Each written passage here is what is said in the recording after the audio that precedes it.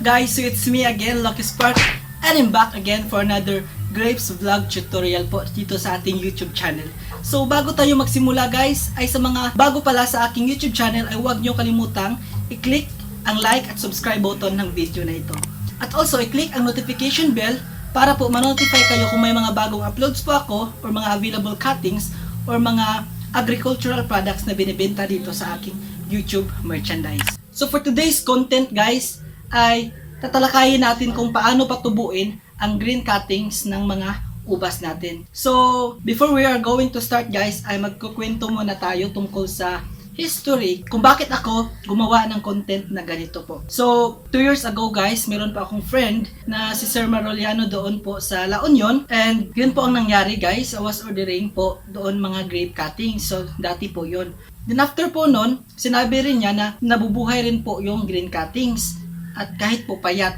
So medyo nagdududa po ako kaya hindi po ako naniwala at hindi ko po tinatry na magtanim ng mga green cuttings ng ubas. So hindi ko po na-prove or na-break yung myth na nabubuhay pala yung mga green cuttings. So ngayon medyo happy ako guys kasi nakapag-successful po tayong na paugat ng mga green cuttings. And wala po tayong ginagamit na rooting hormones or anong product para magkaugat po yung mga green cuttings. So medyo payat din po yung green cuttings na tinanim natin, pero unexpected po dahil nagkaugat po talaga siya, at yun po ang ating tatalakayin ngayon or ituturo natin kung paano talaga itanim yung green cuttings. So based on my experience po. So make sure guys na tapusin nyo po ang panonood ng video na ito dahil po may mga details po tayo na ina-advise para po malaki po ang chance na magkaugat po yung mga green cuttings natin.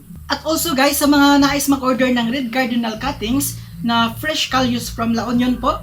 So ito po yung picture natin, ilalagay ko po dito. So yan po yung fresh callius natin from La Union. So mag-message lamang po kayo dito sa ating FB page, Lucky Spark Vineyard po. So doon po kayo mag-inquire kung magkano po at paano po yung pag-order natin po. So maraming salamat nga pala sa mga nakapag-order na po ng ating mga grape cuttings na Red Cardinal variety. So I am hoping po na mabubuhay po yon at mapalago nyo po ang mga ubas nyo sa kanya-kanyang mga lugar ng ating mga subscriber po. And by the way guys, mag-abang po kayo sa mga susunod na vlog natin kasi meron na po tayong mga available na mga rare grape varieties po through our partnership with our YouTube merchandise from the local foreign grape owners which has a grape farm. So meron siyang sariling grape farm doon sa Romblon.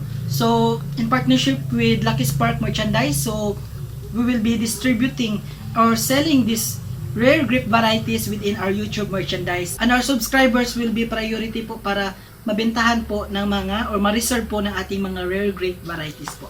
Okay, so ipa-flash ko po yung mga picture na available po sa ating YouTube merchandise ng mga rare grape varieties po. So mga Barerooted po ito.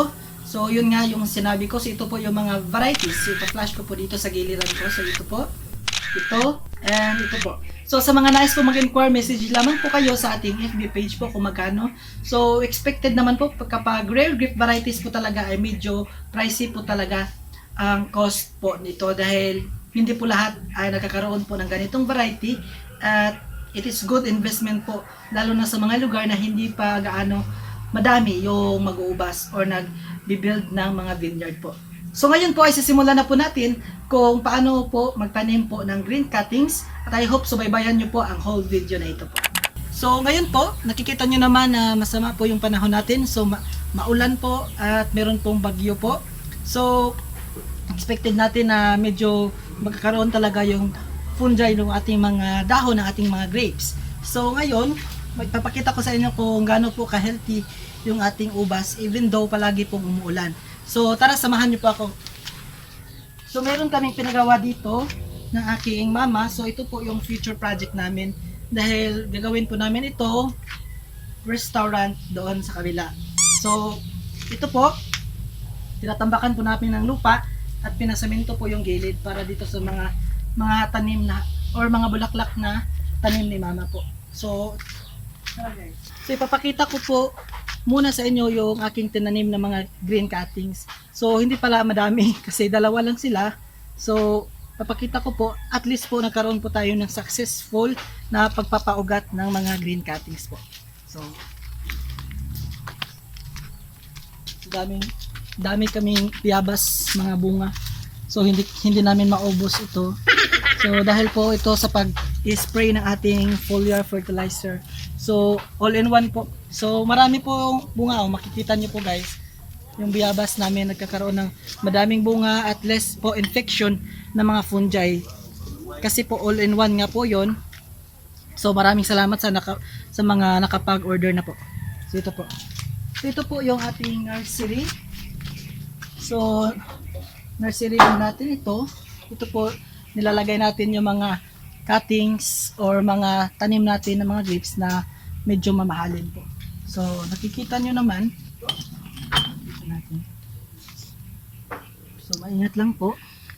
So ito po yung tanim natin na green cutting. So makikita nyo naman payat po siya, pero sa ilalim po ay marami na pong ugat yan kasi po nakita, kasi transfer ko na po ito, bali galing po sila sa isang pot at transfer ko po ito sa individual pot kasi marami na pong ugat siya.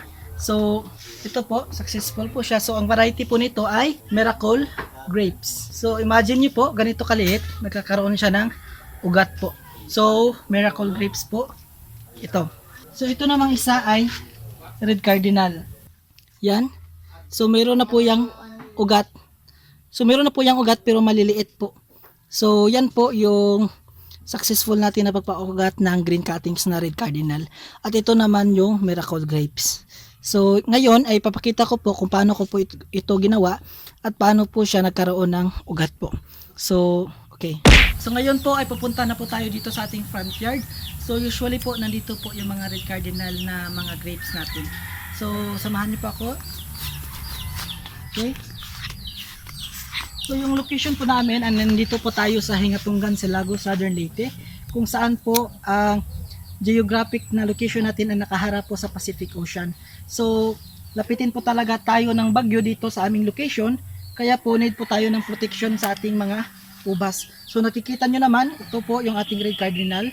So may mga kagat-kagat po ito ng mga insekto pero hindi po nila nauubos dahil po may ina-apply po tayo all-in-one na fertilizer po dito sa ating ubas. So kahit maulan, makikita nyo naman ay less po infected sila ng mga fungi. Ito po. So napaka-sensitive po talaga ng ating mga Red Cardinal. So nakikita nyo po sa mga ibang nagtatanim ng Red Cardinal po ay sira-sira po yung mga dahon. Pero nakikita nyo po sa ating halaman, yan po. So ipapakita ko po sa inyo yung mga dahon niya. So yan. May mga butas-butas, konti. Pero general po, malusog po yung kanyang pagtubo kahit maulan.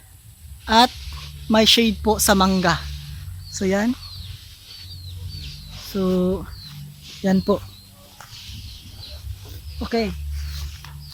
So dito naman tayo. So sa mga nakasubaybay po talaga ay makikita nyo po yung progress ng ating mga halaman dito sa ating tahanan po.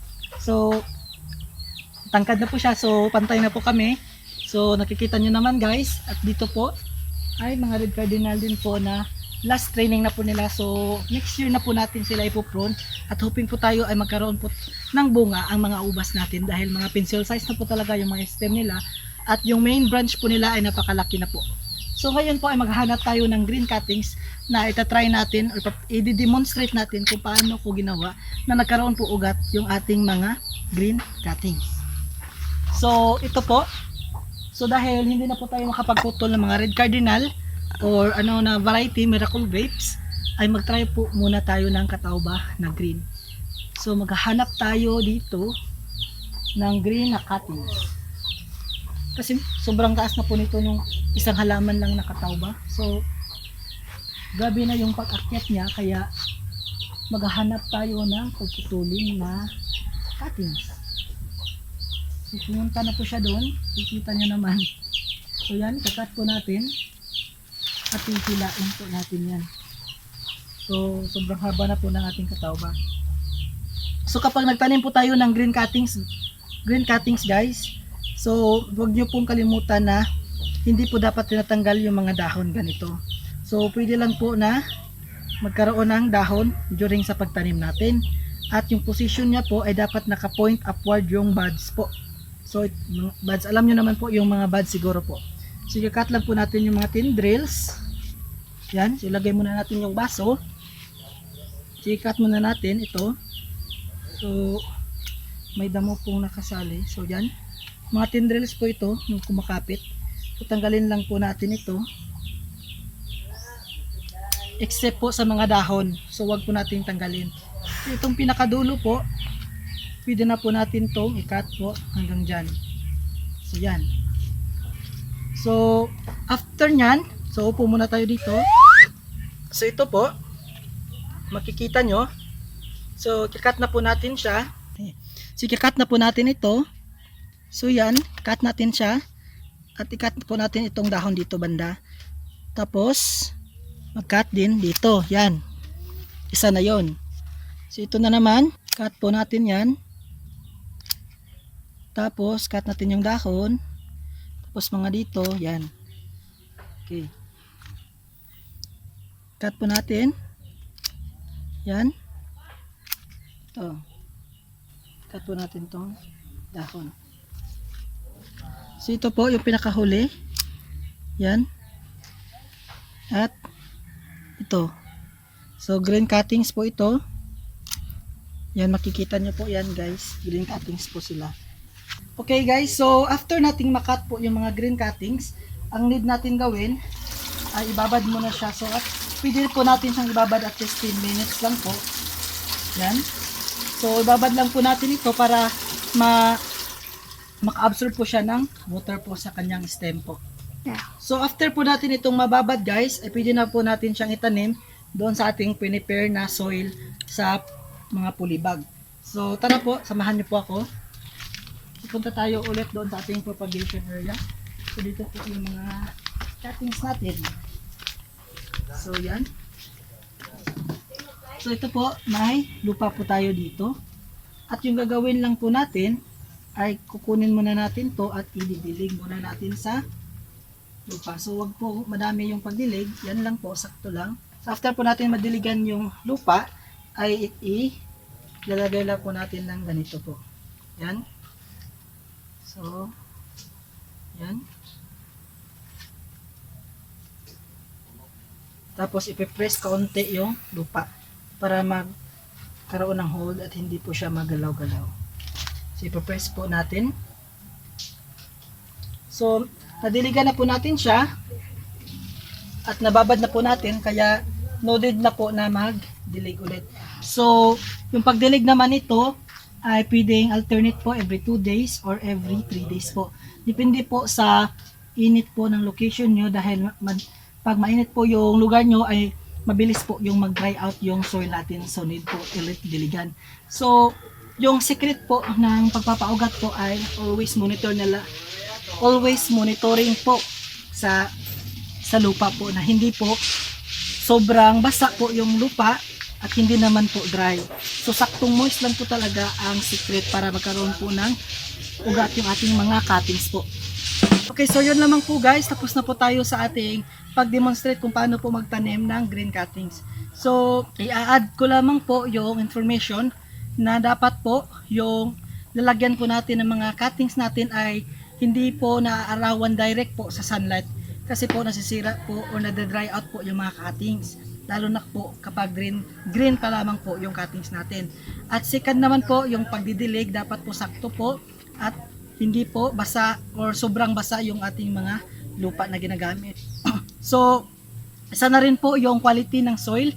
So hindi po clay type yung ginagamit natin. So yung mabuhaghag po at medyo compost po na lupa yung ginagamit natin po. At inuulit ko po, ilagay po sa lugar kung saan hindi po nagagalaw ng mga hayop or ng mga tao po. So yun lamang po guys. So I hope po meron kayong natutunan sa video na ito. At I hope na i-apply nyo po ito soon kapag magkaroon na po kayo ng mga grape cutting sa inyong mga tahanan. So yung goal lamang po natin dito sa ating YouTube channel, kung bakit constant vlogging po yung ginagawa natin tungkol sa pag-uubas, dahil gusto ko po na soon po ay ma-develop po sa bawat mga Pilipino dito sa Pilipinas na magtanim po ng mga ubas, dahil po yung ating location po ay suitable po talaga sa pagtatanim ng mga ubas. So again guys, maraming salamat sa panonood at I hope ay hindi nyo po ini-skip yung mga ads ko po, at maraming salamat sa pag-click ng like and subscribe button sa ating YouTube channel, at hanggang sa muling pagkikita po natin, God bless po sa ating lahat.